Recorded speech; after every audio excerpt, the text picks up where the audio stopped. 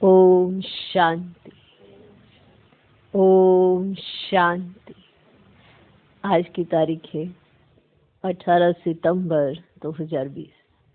साकार महावाक्य। बाबा कहते, मीठे बच्चे, तुम विश्व में शांति स्थापन करने के निमित्त हो। तुम विश्व में शांति स्थापन करने के निमित्त हो। इसलिए तुम्हें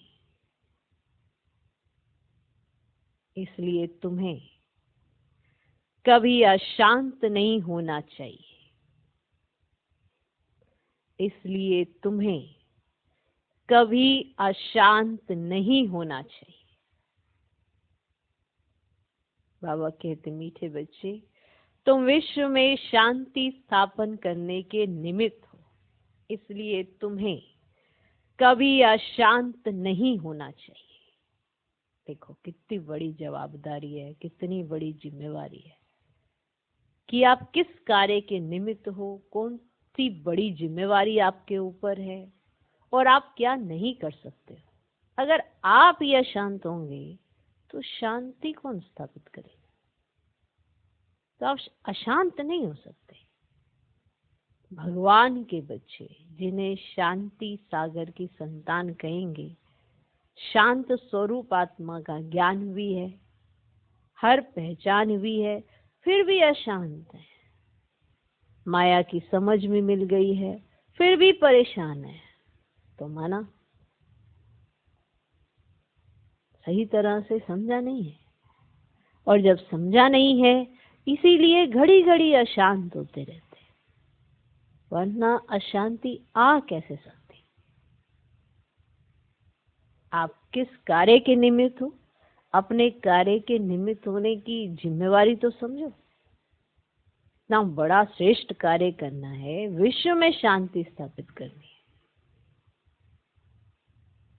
तुम विश्व में शांति स्थापन करने के निमित्त हो, इसलिए तुम्हें कभी अशांत नहीं होना चाहिए। कई बार शब्दों में भी ऐसा प्रयोग कर लेते हैं, अरे मुझे अशांत नहीं करो, अरे मुझे परेशान नहीं करो, अरे मुझे दुखी नहीं करो। जब ये शब्दों में यूज हो रहा है, माना संकल्पों में कितना होता होगा? अरे मुझे तो परेशान कर दिया, अरे मैं तो परेशान हो गया, अरे मैं तो तुमसे दुखी हो गया, मुझे तो दुख हो गया है। मैंने कैसे कैसे शब्दों का इस्तेमाल करते हैं, और वो शब्द साधारण रूप में यूज करके हम क्या कहते हैं? तो क्या हुआ? हम कौन सा अभी बन गए हैं? हम तो अभी पुरुषार्थी ही हैं। पर आपको तो निमित्त बनाया गया है। ब्राह्मण बने, निमित्त बने, क्योंकि ज्ञान मिलते ही समझ मिल गई कि आपको क्या करना चाहिए, क्या नहीं करना चाहिए, क्या बोलना चाहिए, क्या नहीं बोलना चाहिए, कैसे संकल्प चलाने चाहिए, कैसे नहीं चलाने चाहिए। आपकी मनसा वाचा कर्मना कैसी होनी चाहिए, इसकी तो कंप्लीट नॉलेज मिल गई। फिर भी हम यूं ही इस्तेमाल कर लेते हैं साधारण से साधारण शब्दों को, और एक है शब्द इस्तेमाल करना, फिर उसे कर्मना में भी ले आते हैं। पता नहीं कौन सी बात से अशांत हो गए हैं, और कोई कहेगा क्या बात है, परेशान हो बहुत। अगर किसी ने नोटिस कर लिया, माना आप अशांत हो। कोई बिना नोटिस किए तो किसी को नहीं कहता। कोई मुस्कुरा रहा हो उससे कोई क्या बात है, बड़े दुखी हो, कोई नहीं कहता। जब कोई मुरझाया हुआ होता है, उदास होता है, किसी का चेहरा उतरा हुआ होता है, अशांति फैला रहा होता है, वाइब्रेशन अजीब अजीब से चला रहा होता है, संकल्पों में तूफान होता है, तभी कोई उसको कहता है क्या बात है, अशांत हो बहुत। निमित्त किस कार्य के और क्या कर रहे हैं, तो बताओ उसका बोझा कितना चढ़ेगा? चढ़ेगा नहीं, और पहले के उतरे नहीं, नया चढ़ा लिया। तो इसीलिए भगवान कहते हैं, डायरेक्ट ऑलमाइटी अथॉरिटी कहते हैं, जो जिम्मेवारी आपकी है उसको समझिए। आपका पाठ कोई साधारण तो है नहीं। माना शांति को स्थापित करना, उसके आप निमित्त हो, तो आप तो कभी अशांत नहीं हो सकते। आप तो कभी ये नहीं कह सकते मैं दुखी हूँ, आप तो ये नहीं कह सकते मैं उदास हूँ, आप ये नहीं कह सकते मैं बहुत परेशान हूँ। इन शब्दों का इस्तेमाल तो आप कर ही नहीं सकते, क्योंकि आप तो शांति स्थापन करने के निमित्त हो, और कोई एक जगह नहीं, आप तो पूरे विश्व में शांति स्थापन करने के निमित्त हो। तो सोचो, जब आप विश्व में शांति स्थापन करने के निमित्त हो तो आप जहां होंगे वहां तो शांति होनी चाहिए। आपकी वजह से अशांति हो रही है, माना आप अशांत आत्मा है, शांत आत्मा नहीं है। माना पुराना स्वभाव संस्कार आपके ऊपर हावी हो रहा है, परमात्म गुण और शक्तियां आपको दिखाई नहीं दे रही हैं, तो हम ईश्वरीय संतान भी नहीं है। तो किस कार्य के निमित्त है, कितना श्रेष्ठ पाठ है अपना, इसको समझकर अगर हम चलेंगे तो कभी भी अशांत नहीं हो सकते। तो बाबा कहते, मीठे बच्चे, तुम विश्व में शांति स्थापन करने के निमित्त हो, इसलिए तुम्हें कभी अशांत नहीं होना चाहिए। आज का प्रश्न, बाप किन बच्चों को फरमान बरदार बच्चे कहते हैं? बाप किन बच्चों को फरमान बरदार बच्चे कहते हैं? माना वो कौन से बच्चे हैं जिन्हें बाप फरमान बरदार बच्चे कहते हैं? उत्तर, बाप का जो मुख्य फरमान है कि बच्चे अमृत वेले, माना सवेरे उठकर बाप को याद करो, इस मुख्य फरमान को पालन करते हैं। इस मुख्य फरमान को पालन करते हैं। सवेरे सवेरे स्नान आदि कर फ्रेश हो, मुकर्रर टाइम पर याद की यात्रा में रहते हैं। सवेरे सवेरे स्नान आदि कर फ्रेश हो, मुकर्रर टाइम पर याद की यात्रा में रहते हैं। बाबा उन्हें सपूत व फरमान बरदार कहते हैं। वही जाकर राजा बनेंगे। कपूत बच्चे तो झाड़ू लगाएंगे। कपूत बच्चे तो झाड़ू लगाएंगे। जो अमृत वेले से पहले उठते नहीं, तैयार होकर बैठते नहीं, याद की यात्रा करते नहीं, तो मना पहला फरमान है अमृत वेला करना, याद की यात्रा करना, स्नान करके फ्रेश होकर मुकर्रर टाइम पर याद की यात्रा करना। ये पहला फरमान है, क्योंकि सुबह उठते ही सबसे पहला ये फरमान है। दिनचर्या में सबसे पहला फरमान यही है। तो ये पालन करता है वो सपूत कहलाया जाता है, क्योंकि वो अपने आप को चार्ज करता है, याद की यात्रा करता है, बुद्धि को बाबा के साथ लगाता है। तो वो फरमान का पालन करके ही तो फरमान बरदार बनेगा, और जो फरमान का पालन करते हैं वही जाकर राजा बनेंगे, और कपूत बच्चे तो झाड़ू लगाएंगे। जो आज दिन तक ऐसे बच्चे तो हैं, लेकिन अमृत वेले का नियम ही नहीं है। सुबह उठकर नहाना और फ्रेश होना और रेडी होना अमृत वेले का नियम ही नहीं है। तो कौन से बच्चे हैं? पहला फरमान ही पालन नहीं कर पाते, तो कपूत बच्चे हैं। बहाने देते हैं, ऐसा है वैसा है, हमारी ये सेवा है, हमारा वो है, हमारा ये कार्य है, हमारा वो कार्य है। सारी रात इतनी लेट लेट तक जागते रहेंगे और सुबह फिर सो जाएंगे।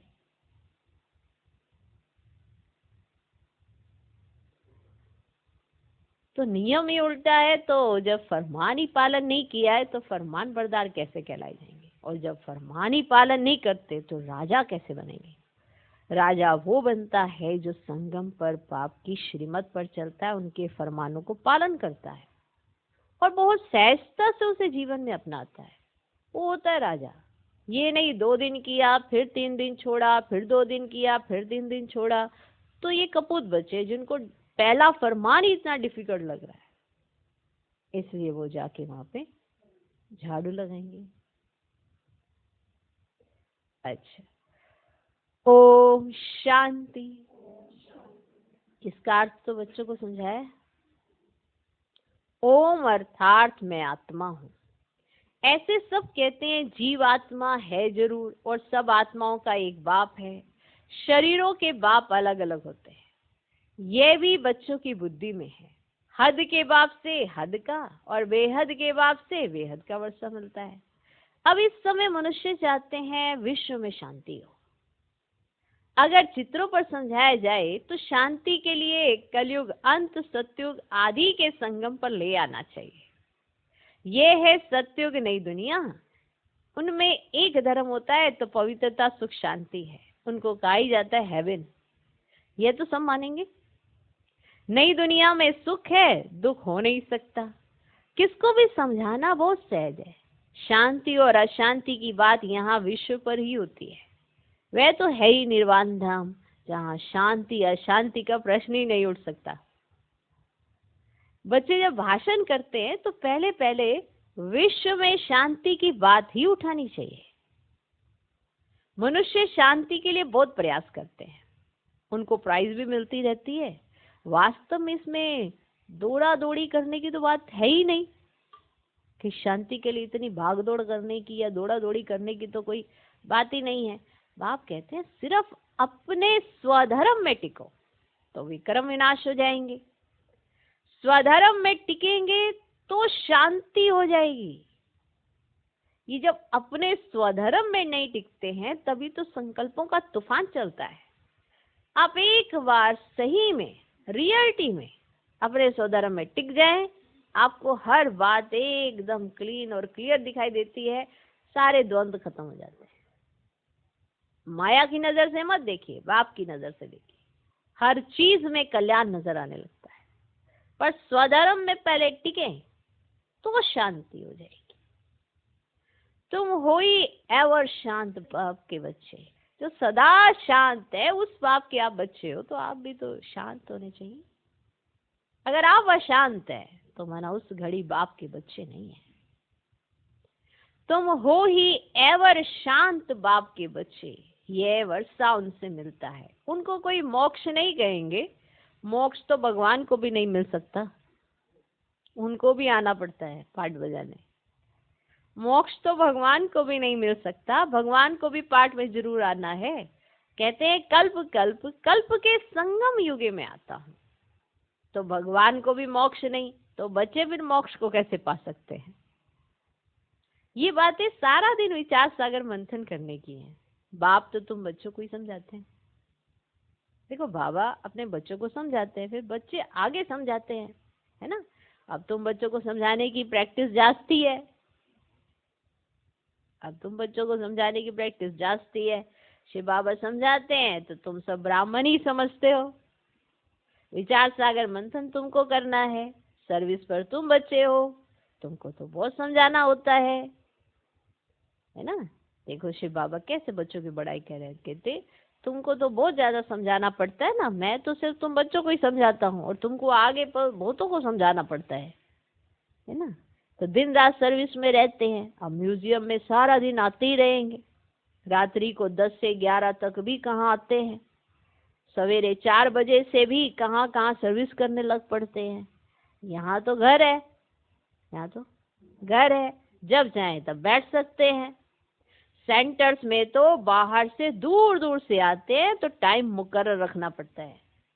दूर दूर से आते हैं ना तो टाइम मुकर्रर करना पड़ता है। वहाँ पे ऐसे मुकर्रर टाइम रखना पड़ता है। यहाँ तो कोई भी टाइम बच्चे उठ सकते हैं, परंतु ऐसे टाइम तो नहीं पढ़ना है जो बच्चे उठे और झुटका खाएं।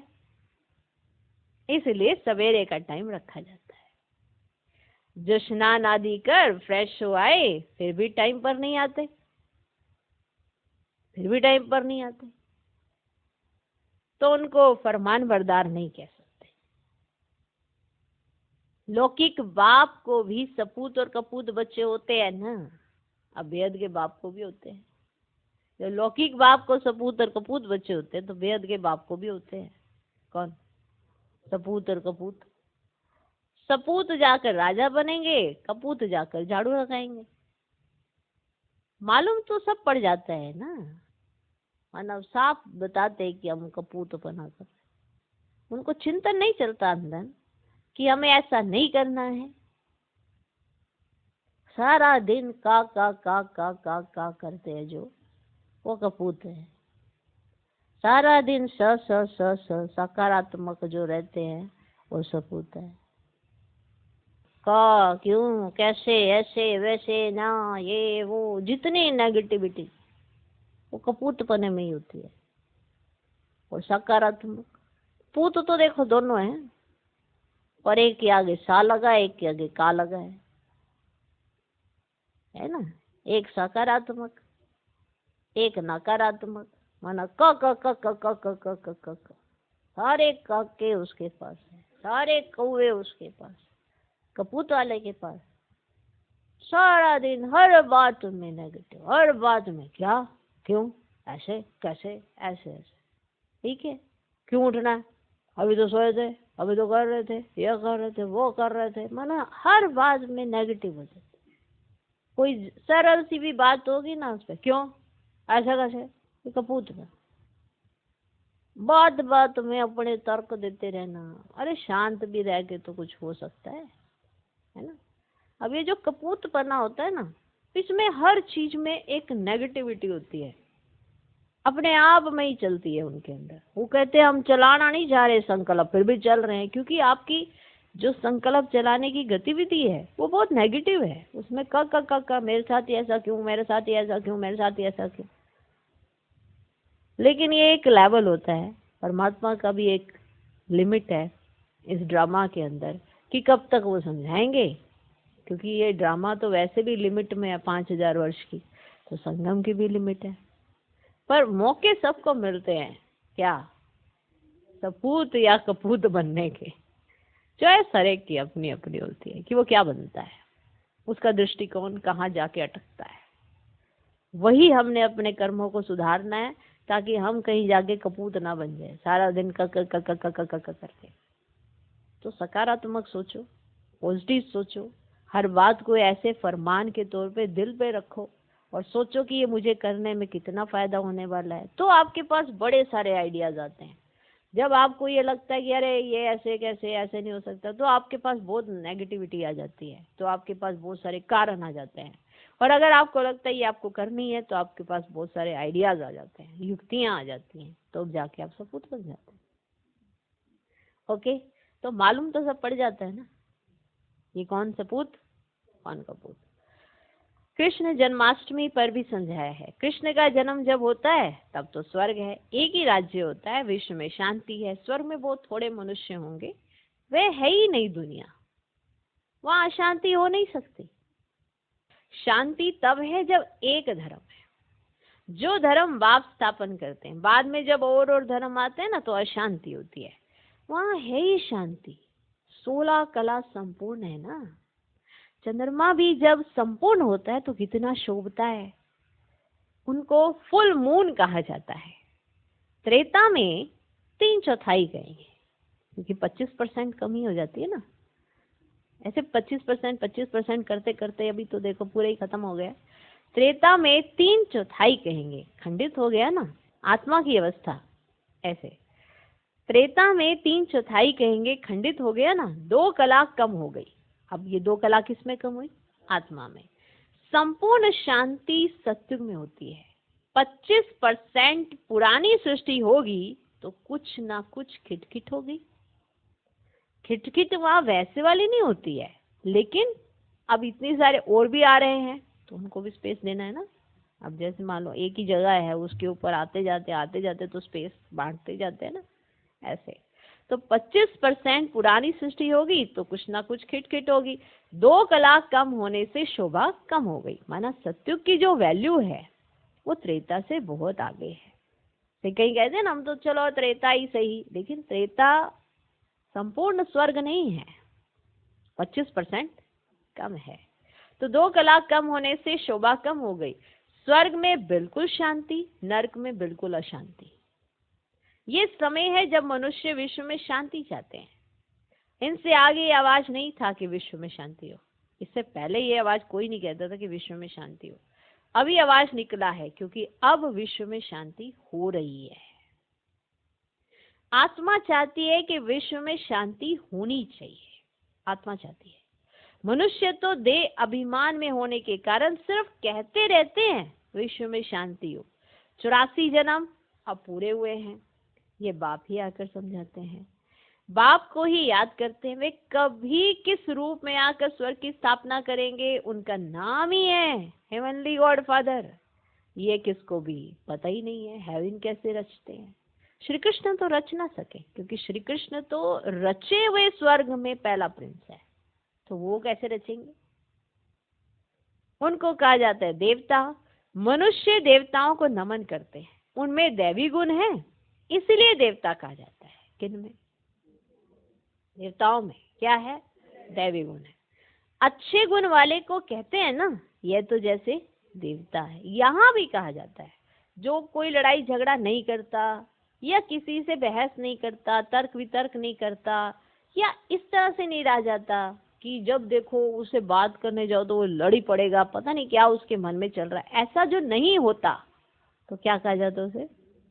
कि जैसे ना ये देवता है, माना इसका मन बड़ा शांत और दिल बड़ा एकदम साफ सा है, तो जैसे इसके अंदर बड़े दैवी गुण है, तो हर मनुष्य चाहेगा कि मैं भी ऐसा बनूं। तो इसे कहा जाता है कि यह तो जैसे देवता है। लड़ने झगड़ने वाले को क्या कहेंगे? कि यह तो जैसे असुर है। कहीं ऐसे अग्रेसिव होते हैं, कुछ इस तरह से होते हैं जो बात बात पे लड़ते हैं, कब लड़ पड़ेंगे पता नहीं, तो उन्हें कहा जाता है इनके तो संस्कार ही ऐसे हैं जैसे असुरों जैसे। कौन सी बात बुरी लगेगी पता नहीं, सिंपल सी बात पे भी बुरा लग जाएगा, तो ये कौन सा संस्कार हुआ? असुर। बच्चे जानते हैं हम बेहद के बाप के सामने बैठे हैं, तो बच्चों की चलन कितनी अच्छी होनी चाहिए। माना हमें हर घड़ी कौन देख रहा है? बाबा देख रहा है। हमारी चलन कैसी होनी चाहिए? अगर हमारी चलन अच्छी नहीं है तो बाबा समझाएंगे कि ये तो नहीं होना चाहिए तुम्हारे अंदर, ये तो अच्छी बात नहीं है और ये तो अच्छा लक्षण भी नहीं है। फिर कई एक्सेप्ट कर लेते हैं और परिवर्तन करते हैं, कई तो मानते ही नहीं। तो बच्चों की चलन कितनी अच्छी होनी चाहिए, क्योंकि बेहद के बाप के सामने बैठे हैं। बच्चे जानते हैं हम बेहद के बाप के सामने बैठे हैं, तो बच्चों की चलन कितनी अच्छी होनी चाहिए। अज्ञान काल में भी बाप का देखा हुआ है। ऐसा नहीं कि आप लोगों के ऊपर ही आया है दैवी गुणों की बात।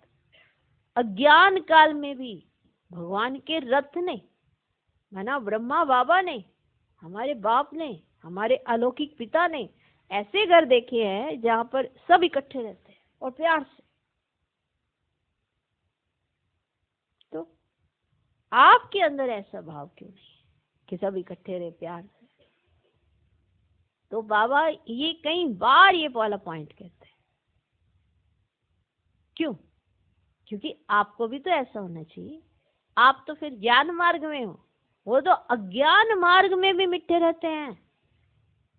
बाबा का ऐसा देखा हुआ है, तो अज्ञान मार्ग में भी उनकी बुद्धि में कितनी समझ है, तो ज्ञान मार्ग में कितना होना चाहिए। अज्ञान काल में भी बाप का देखा हुआ है 6-7 कुटुंब इकट्ठे रहते हैं, 6-7 कुटुंब इकट्ठे रहते हैं, एकदम शीरखंड हो चलते हैं। कहां तो घर में सिर्फ 2 होंगे तो भी लड़ते झगड़ते रहेंगे। तो तुम हो ईश्वरीय संतान, आपको कैसे होना चाहिए? तुम हो ईश्वरीय संतान, बहुत बहुत शीरखंड हो रहना चाहिए। आपका स्वभाव संस्कार कैसा होना चाहिए सोचो। हर कोई अपने आप को सिद्ध करने में लगा रहता है, ये गलत है वो गलत है, कहीं ना कहीं जो सिद्ध कर रहा है वही गलत है, क्योंकि वो तो शीरखंड नहीं रह रहा। रहना कैसा है? शीरखंड ही रहना। बहुत बहुत शीरखंड हो रहना चाहिए। सत्युग में शीरखंड होते हैं, यहाँ शीरखंड होना तुम सीखते हो तो बहुत प्यार से रहना चाहिए। वरना ये सिखाया जा रहा है कि आपको कितना मीठा होकर रहना चाहिए, तो फिर आपको कितने प्यार से रहना चाहिए। बाप कहते हैं अंदर में जांच करो, अंदर में हमने कोई विक्रम तो नहीं किया। क्योंकि देखो अगर खुशी आप की गई है तो देह अभिमान आपको आया है, विक्रम आपने किया है, तो चेक करो, अंदर जांच करो। तो अंदर जांच करनी चाहिए, हमने कोई विक्रम तो नहीं किया, किसको दुख तो नहीं दिया।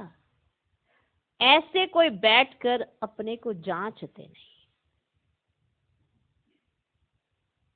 ऐसे कोई बैठ के अपने को जांचते नहीं।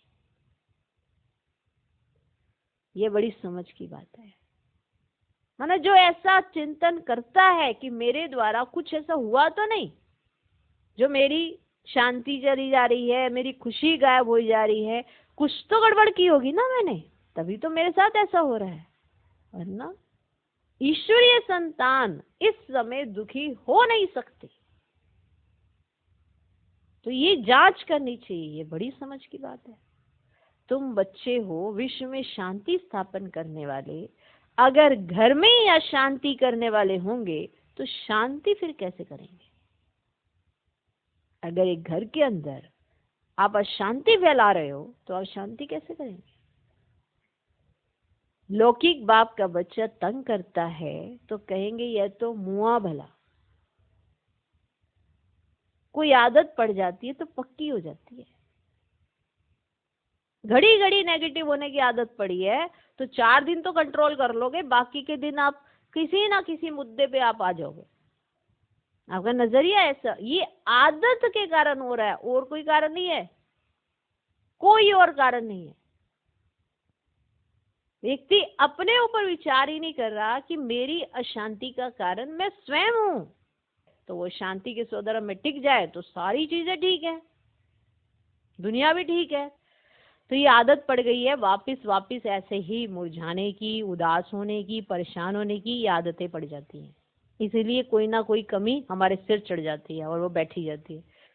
तो ये समझ में नहीं आती और नहीं रहती कि हम तो बेहद के बाप के बच्चे, हमको तो विश्व में शांति स्थापन करनी है ना, तो अशांत तो नहीं हो सकते हैं। शिव बाबा के बच्चे हो, अगर अशांत होते हो तो शिव बाबा के पास आओ, वह तो हीरा है, वो झट तुमको युक्ति बताएंगे, ऐसे शांति हो सकती है। ये है ही गंदी दुनिया, वैश्यालय, इनसे तो नफरत आती है। विश्व में शांति होगी तो नई दुनिया में संगम पर हो नहीं सकती। यहाँ शांत बनने का पुरुषार्थ करते हैं, पूरा पुरुषार्थ नहीं करते तो फिर सजा खानी पड़ेगी। मेरे साथ तो धर्मराज है ना, जब हिसाब किताब चुकता होने का समय आएगा तो खूब मार खाएंगे। देखो, कर्म का भोग जरूरी है, इसीलिए हर एक को कहा जाता है कि श्रेष्ठ कर्म करो। कहीं कहते हैं कि अरे हो गया गलती, नहीं, हर कर्म का भोग जरूर मिलेगा। बीमार होते हैं, ये वह भी कर्म भोग है ना, बाप के ऊपर तो कोई नहीं है। समझाते हैं बच्चे गुलगुल बनो तो ऊंच पद पाएंगे, नहीं तो कोई फायदा नहीं। भगवान बाप जिसको आधा कल्प याद किया, उनसे वर्षा नहीं लिया तो बच्चे किस काम के। परंतु ड्रामा अनुसार यह भी होना है जरूर। तो समझाने की युक्तियां बहुत हैं। विश्व में शांति तो सत्युग में थी, जहां इन लक्ष्मी का राज्य था। लड़ाई भी जरूर लगेगी क्योंकि अशांति है ना। कृष्ण फिर आएगा सत्युग में, कहते हैं कलयुग में देवताओं का परछाया नहीं पड़ सकता है। ये बातें तुम बच्चे ही अब सुन रहे हो। तुम जानते हो शिव बाबा हमको पढ़ाते हैं। धारणा करनी है, सारी आयु ही लग जाती है। कहते हैं ना, सारी आयु समझाया है फिर भी समझते नहीं है। क्योंकि क्या होता है कि आत्माएं अपने मन के हिसाब से चलते हैं, इसलिए समझ नहीं पाती। कहते हैं हमने तो कुछ गलत नहीं किया। अरे हर पॉइंट पर जो गलती है बाबा समझा रहे हैं, अब आपको क्या करना है, समझना है। ये आपकी जवाबदारी है कि आपको समझना चाहिए। कल बड़ा अच्छा पॉइंट था, टीचर का धर्म है पढ़ाना और हमारा कर्म है पढ़ना। समझे? तो हमें अपना भी तो कर्म करना है, वो तो अपना धर्म बजा रहे हैं। बेहद का बाप कहते हैं पहले पहले मुख्य चीज तो समझाओ। ज्ञान अलग हो और भक्ति अलग चीज है। आधा कल्प है दिन, आधा कल्प है रात। शास्त्रों में कल्प की आयु ही उल्टी लिख दी है, तो आधा आधा भी हो नहीं सकते। तुम्हारे में कोई शास्त्र आदि पढ़े हुए नहीं है तो अच्छे हैं, पढ़े हुए होंगे तो संशय उठाएंगे, प्रश्न पूछते रहेंगे। वास्तव में जब वानप्रस्थ अवस्था होती है तब भगवान को याद करते हैं, कोई ना कोई की मत से। फिर जैसे गुरु सिखलाएंगे भक्ति भी सिखलाएंगे, ऐसे कोई नहीं जो भक्ति ना सिखलाए। उनमें भक्ति की ताकत है, तब तो इतने फॉलोअर्स बनते हैं। फॉलोअर्स को भक्त पुजारी कहेंगे। यहाँ सब है पुजारी, वहां पुजारी कोई होता ही नहीं है। भगवान कभी पुजारी नहीं बनता। अनेक पॉइंट समझाई जाती हैं। धीरे धीरे तुम बच्चों में भी समझाने की ताकत आती रहेगी, है ना। बाबा कितना कुछ समझाते हैं, धीरे धीरे तुम में भी समझाने की ताकत आती जाएगी। अभी तुम बतलाते हो श्री कृष्ण आ रहा है, सत्युग में जरूर कृष्ण होगा, नहीं तो वर्ल्ड की हिस्ट्री ज्योग्राफी कैसे रिपीट होगी। सिर्फ एक कृष्ण तो नहीं होगा, यथा राजा रानी तथा प्रजा होगी ना। इनमें भी समझ की बात है। तुम बच्चे समझते हो हम तो बाप के बच्चे हैं, बाप वर्षा देने आए हैं। स्वर्ग में तो सभी नहीं आएंगे ना, त्रेता में सब आ सकते हैं। झाड़ धीरे धीरे आहिस्ते आहिस्ते वृद्धि को पाता रहता है। मनुष्य सृष्टि रूपी झाड़ है, वहां है आत्माओं का झाड़। यहाँ ब्रह्मा द्वारा स्थापना, फिर शंकर द्वारा विनाश, फिर पालना। अक्षर भी है, कायदे से बोलने चाहिए। बच्चों की बुद्धि में ये नशा है, सृष्टि का चक्र कैसे चलता है, रचना कैसे होती है।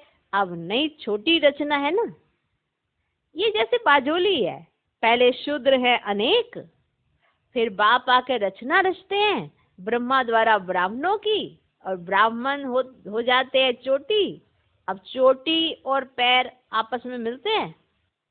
पहले ब्राह्मण चाहिए, ब्राह्मणों का युग बहुत छोटा होता है, पीछे हैं देवताएं। ये वर्णों वाला चित्र भी काम का है। ये चित्र समझाने में बहुत ईजी है। वैरायटी मनुष्यों का वैरायटी रूप है, समझाने में कितना मजा आता है ना। बाबा कह रहे हैं ब्राह्मण जब हैं तो सब धर्म है। शूद्रों से ब्राह्मणों का सैपलिंग लगता है। मनुष्य तो झाड़ के सैपलिंग लगाते हैं, बाप भी सैपलिंग लगाते हैं, जहां विश्व में शांति हो।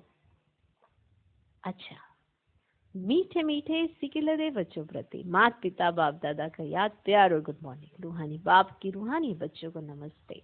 हम रूहानी बच्चों की भी रूहानी बाप को नमस्ते नमस्ते नमस्ते। Good morning good morning good morning. धारणा के लिए मुख्य सार, पहला पॉइंट, सदा स्मृति रखनी है कि हम हैं ईश्वरीय संतान। हमें शीरखंड होकर रहना है, किसी को भी दुख नहीं देना है। सदा स्मृति रखनी है कि हम हैं ईश्वरीय संतान। माना ये याद रहे कि हम हैं ईश्वरीय संतान, तो हमें कैसा होना चाहिए, क्या हमें नहीं करना चाहिए, तुरंत बुद्धि में आना चाहिए। हमें शीरखंड होकर रहना है। कैसे? शीरखंड होकर रहना है, किसी को भी दुख नहीं देना है। दूसरा पॉइंट, अंदर में अपनी जांच करनी है कि हमसे कोई विक्रम तो नहीं होता है। अशांत होने तथा अशांति फैलाने की आदत तो नहीं है। इसलिए कहा ये जो अशांत होने की आदत होती है बहुत खराब होती है। सब कुछ ठीक चलेगा, अचानक से पता नहीं कौन से पॉइंट पर अशांत हो जाएंगे, और फिर अशांति के वाइब्रेशन, माना शांति के वाइब्रेशन में अशांति के वाइब्रेशन फैला देना, ये पाप कर्म है। ये असुरों का काम होता है। यज्ञ रचा है शांति स्थापन करने के लिए, और अगर अशांत होकर अशांति फैलाएंगे तो कितना बड़ा बोझा चढ़ेगा। तो अंदर में अपनी जांच करनी कि हमसे कोई विक्रम तो नहीं होता है। अशांत होने तथा अशांति फैलाने की आदत तो नहीं है। आज का वरदान, एक बाप दूसरा न कोई। इस स्मृति से बंधन मुक्त योग युक्त भव। एक बाप दूसरा न कोई, इस स्मृति से बंधन मुक्त योग युक्त भव। अब घर जाने का समय है, इसलिए बंधन मुक्त और योग युक्त बनो। बंधन मुक्त अर्थात लूज ड्रेस, टाइट नहीं। ऑर्डर मिला और सेकंड में गया। ऐसे बंधन मुक्त योग युक्त स्थिति का वरदान प्राप्त करने के लिए सदा ये वायदा स्मृति में रहे कि एक बाप दूसरा ना कोई। क्योंकि घर जाने के लिए व सत्युगी राज्य में आने के लिए इस पुराने शरीर को छोड़ना पड़ेगा। तो चेक करो, ऐसे ऑलरेडी बने हैं या अभी तक कुछ रस्सियां बंधी हुई हैं। ये पुराना चोला टाइट तो नहीं है। आज का स्लोगन, व्यर्थ संकल्प रूपी एक्स्ट्रा भोजन नहीं करो तो मोटेपन की बीमारियों से बच जाएंगे। जैसे दिमाग मोटा हो जाता है ना, जब व्यर्थ का भोजन करते हैं, माना ऐसे कुछ भी खाते हैं, तो फिर तो शरीर पर मोटापा चढ़ता है। तो अगर व्यर्थ संकल्पों का आप व्यर्थ का भोजन करेंगे तो फिर मोटापन कहाँ चढ़ेगा? बुद्धि पर। तो बुद्धि मोटी हो जाएगी। कहते हैं ना, मोटी बुद्धि है क्या, ऐसे कहा जाता है ना। तो बुद्धि मोटी हो जाएगी, जो तुरंत उसको जजमेंट आनी चाहिए वो नहीं आएगी। ना वो जज कर पाएगा, ना ही वो आगे निर्णय ले पाएगा कि करना क्या है, ना ही वो परख पाएगा, क्योंकि मोटी बुद्धि तो पहले ही मूंझ जाएगी। करना क्या है ये निर्णय ना कर पाना, माना व्यर्थ संकल्प बहुत चलते हैं, इसलिए बुद्धि पर मोटापा बहुत है। कितना सारा ज्ञान है यार, सोचो तो सही।